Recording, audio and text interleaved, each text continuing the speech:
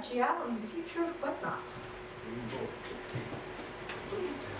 That's really heavy. Yeah. All good? Cool. So yeah, I'm James, and this is my talk, The Future of WebGL, the Future of Web Maps, with a question mark. So I know I've only got 10 minutes, so I'm going to try to give a quick breakdown of how I got here. To cut a long story short, I started using WebGL as part of a project that I was doing at UCL. So I was doing a master's in something called Geographic Information Science, which is kind of where the maps part of it comes in.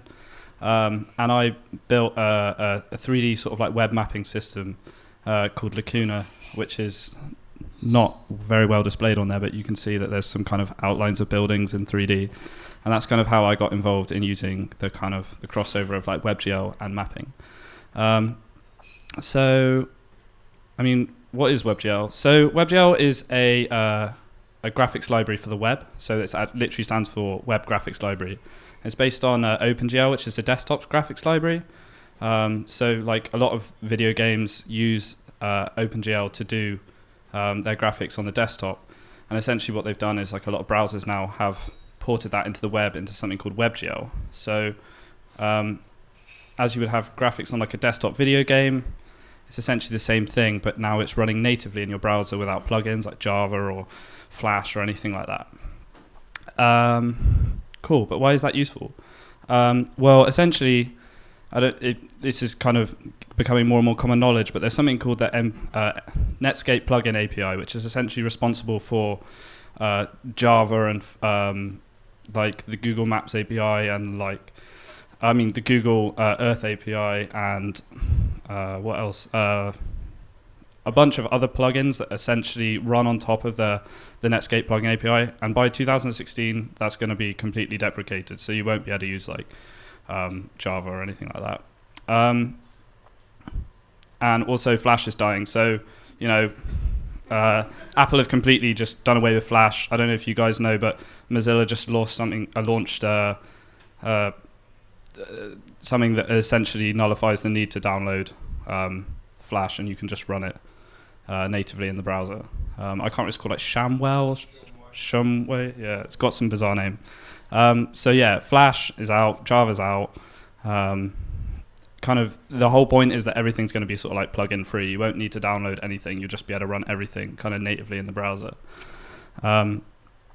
So yeah, you can see like, what does WebGL look like? Unfortunately, WebGL is actually quite complicated. So you might be thinking like, that's not even JavaScript. Like, what is that? Like, so that's something called WebGL shader language, which is essentially shaders kind of say what's going to display, what colors and what graphics are going to display on the screen. So it looks kind of like C-ish, but it's kind of like JavaScript as well. If I scroll down, you can see that it's can I scroll down? How do I scroll down? No. You can see that like it's like it's not impossible, but it's quite complicated to get going with and takes a bit of time to learn. So it's pretty tough. But the cool thing is, well, and that just explains all that code was just to do that. So it's pretty that's pretty hardcore stuff, right? But the cool thing is that there's loads of really cool abstraction libraries. So there's one called 3JS, which is essentially like the way I think about it is like it does to sort of what jQuery does for JavaScript, it does for WebGL. So it's like an abstraction library. It just makes it a lot easier to start doing quite complicated things like natively in the browser. So it's also a lot more human readable. So it's pretty like straightforward. You just say, I want a scene, like I want to put some lights in that scene. I want to have like I'm gonna like render, so I'm gonna start displaying things like I'm going to be rendering stuff in the browser window, and I want a camera, which is where I'm going to be seeing the scene. And you can start like putting geometry, so we can put a cylinder into the scene. So all that, it's really dark. I don't know why it's so dark, but either way.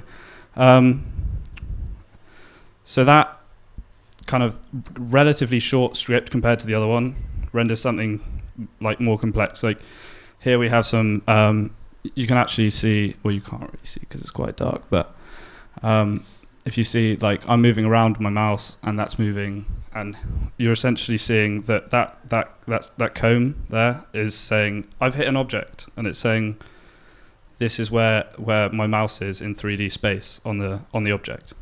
So it makes it really easy to do quite complicated things. So 3GS is awesome, is essentially my point. So like, how does that come into maps? Well, typically with maps, what we do is we have some base maps. So that's to say, like, we have some street maps with maybe it's got some buildings on and rivers and all that jazz, but it's just a like raster image. It's not individual features that are defined.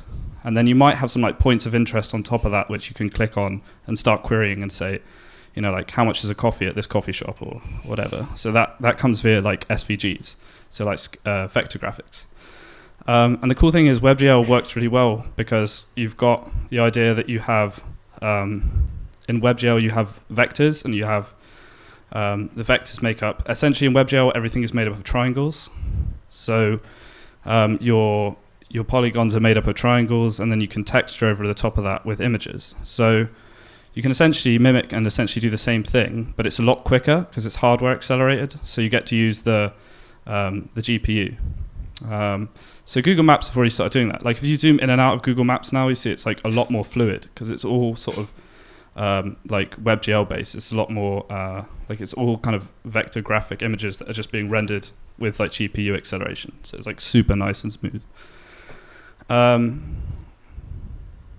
So the other cool thing is that WebGL helps us solve a problem. So one of the major problems with 2D maps is that they distort the Earth. So you can see like kind of in the background there, you see like Greenland is absolutely massive. In real life, Greenland is not that big. Because when you take a 3-dimensional object and you project that onto a 2D plane, you have to distort it in some way, either be that angles or shape or area. You have to deform it to fit it onto a 2D flat surface.